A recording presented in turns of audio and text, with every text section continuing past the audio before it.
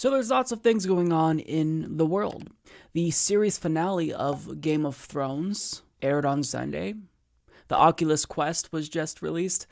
Oh, and our president is threatening to nuke other countries via Twitter again. So he writes to Iran, if Iran wants to fight, that will be the official end of Iran. Never threaten the United States again. Now, at this point, him doing mean tweets is not surprising to anyone. However, I don't want us to take for granted the gravity of what just happened. He threatened to annihilate another country, to wipe them out, saying it will be the end of them on Twitter. This is not normal. This is incredibly insane. And it was very unsettling to see him do this when it comes to North Korea. But now he's doing it to Iran. And we know over the past couple of months, him and the neocons in his administration have been saber-rattling when it comes to Venezuela, looking for any and every reason they can find to militarily invade Venezuela, since economically, the pressure that they're putting on Venezuela and Maduro isn't working. But now it's clear that they've kind of shifted gears since the coup in Venezuela hasn't been successful. Now, I'm sure that they still want to invade Venezuela, but it's evident that they've turned their sights to a new target. And that target, obviously, is Iran. And it's absolutely terrifying to see the president of the United States send out this belligerent tweet. It really is something that we shouldn't normalize or become accustomed to, but I get it. A lot of people see this and they just kind of shrug, because we've all put up with this now for a couple of years. We've become desensitized, right? But we shouldn't allow ourselves to become desensitized to things like this, because this is incredibly serious. So the question is, does he want war with Iran? Clearly, he is open to it. That's what the tweet indicated. However, in an interview with Fox News, he was talking to Steve Hilton, who asked this question. And Steve basically said, look, a lot of people liked you because in 2016, you were the non-interventionist Republican candidate. You were different from the neocons in the Republican Party. So are you actually trying to start a war with Iran or not?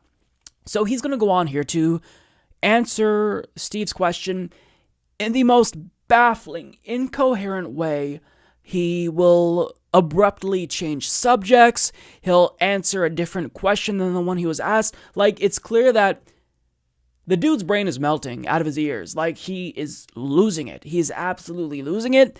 And I don't even know what to take away from this interview, but nonetheless, let's watch it, because maybe there'll be some information we can extract from this about whether or not we should prepare for war with Iran. The thing that I think a lot of people are worried about is that they heard what you said in 2016 and liked it when you said no more stupid wars.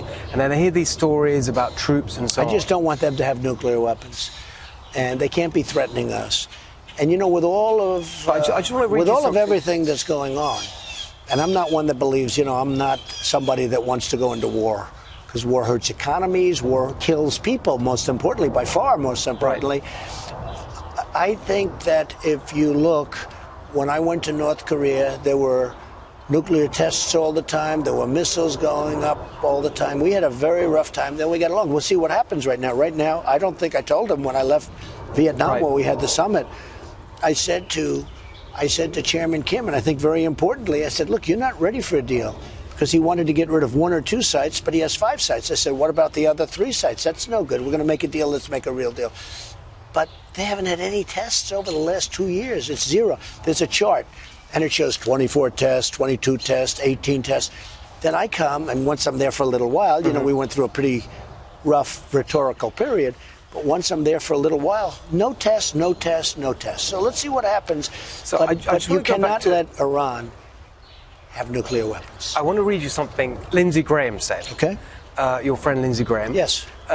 He was in a magazine profile, and he reported on a conversation he had with you, and he said that you said to him, the trouble with you, Lindsey, is you want to invade everywhere except the places I want to invade. Well, so my question is, where does he want to invade? But more importantly, where do you want to invade? I want to invade if I have to economically. We've created a much stronger country economically than when I took it over. When I took it over, we were heading south. Our GDP would have been very negative. Regulations didn't allow you to do. You know, yesterday, as you probably saw, I was in Louisiana, opening up a $10 billion LNG plant that would have never been approved under another type of administration, never. And now you have 10,000 people working there, $10 billion they invested. We have tremendous power economically. If I can solve things economically, that's the way I want it. So you can reassure people you're not looking for some kind of conflict in Iran. And well, I'm the one that talks about these wars that are 19 years and people are just there. And don't kid yourself, you do have a military-industrial complex. They do like war. You know, in Syria with the caliphate. So I wipe out 100% of the caliphate. That doesn't mean you're not going to have these crazy people going around blowing up stores and blowing up things. These are seriously ill people. I don't want to say, oh, they're wiped out, you know, ISIS. But I wiped out 100% of the caliphate. I say, I want to bring our troops back home. The place went crazy. They want to keep, you have people here in Washington. They never want to leave. I say, you know what I'll do? I'll leave a couple of hundred soldiers behind. But if it was up to them, they'd bring thousands of soldiers in. Someday people will explain it. Well, this is an example. You do have a group, and they call it the military-industrial complex. They never want to leave. They always want to fight. No, I don't want to fight. But you do have situations like Iran. You can't let them have nuclear weapons. You just can't let that happen. So, I mean, there you have it.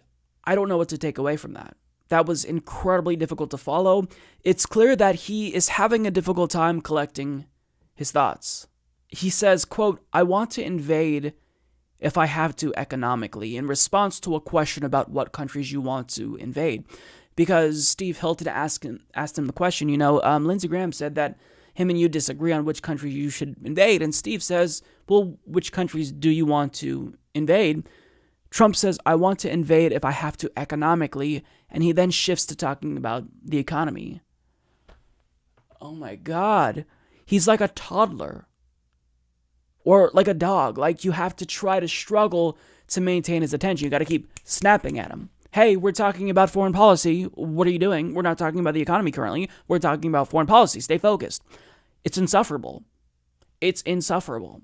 He also said at the beginning of the clip there, I just don't want Iran to get nuclear weapons. Oh, well, wouldn't it be nice if there was some sort of agreement that stopped them from securing nuclear weapons? Yeah, it was called the Iran deal. And you ripped it up. But he goes on, or actually in the beginning of this clip, the part that I didn't show you, he lies about the Iran deal, saying, oh, this actually makes it easier for them to get a nuclear weapon, and we can't even inspect them. You dumb idiot. The International Atomic Energy Agency was able to inspect their nuclear facilities and determine whether or not they were compliant with the deal. They were compliant. We're the ones who weren't complying with the deal. Because part of the reason why they signed on to that agreement with us, which was a multilateral agreement that included other countries, but they signed on to that agreement because we agreed to stop imposing sanctions on them. Well, we backed out of the deal and we reinstituted sanctions under Trump's administration. So if anyone isn't compliant, it's us. We're the ones not complying. We're the ones who are violating that deal. Now, he then talks about how excited people got when he announced that he'd be bringing the troops home from Syria. Except the problem is you haven't followed through. You announced, we're going to bring the troops home. And what happened? Are the troops home? Are we out of Syria? No. So he's talking out of both sides of his mouth. On one hand, he'll denounce the influence of the military-industrial complex and all of their warmongering. And on another hand, he'll talk about, well, if we have to, on Twitter, I'll end Iran. I mean, he can't keep his story straight. He doesn't have a core driving foreign policy philosophy. And it's infuriating, right? Because this is incredibly important. People are watching in terror as you tweet threats of nuclear annihilation to Iran. And when you are asked very point blank whether or not you want war with them, we can't even get you to focus for 2 seconds. You start talking about the economy. What is wrong with you? I mean, Jesus Christ. If anyone has not been fit to serve, it's Donald Trump. He is not fit to serve. And it's not because I disagree with him politically and disagree with the policies. I'm saying mentally, listen to him speak. It's incoherent. He's babbling. This is a buffoon. And it's not just that I think he's unintelligent and has a low IQ. I genuinely believe that mentally, He is not capable of dealing with these types of situations, hence why the neocons in his administration, like Mike Pompeo and John Bolton, are able to take advantage of him and essentially steer the ship, because he doesn't know what's going on. He's losing his mind, literally, quite literally. So I'll leave that there. There's really no nice, clean conclusion to this video. I can't wrap it up nicely with a bow on it because I don't know what the takeaway is. He threatened Iran on Twitter, and then when asked about, his warmongering in an interview, we really didn't get any clear-cut response. So I don't know where we are, but just be wary of the fact that we may very well be starting a war with Iran, which would be horrible. You could support the Humanist Report at patreon.com/Humanist Report. But trust me, I'd have way more supporters on Patreon if that was my podcast. Sad.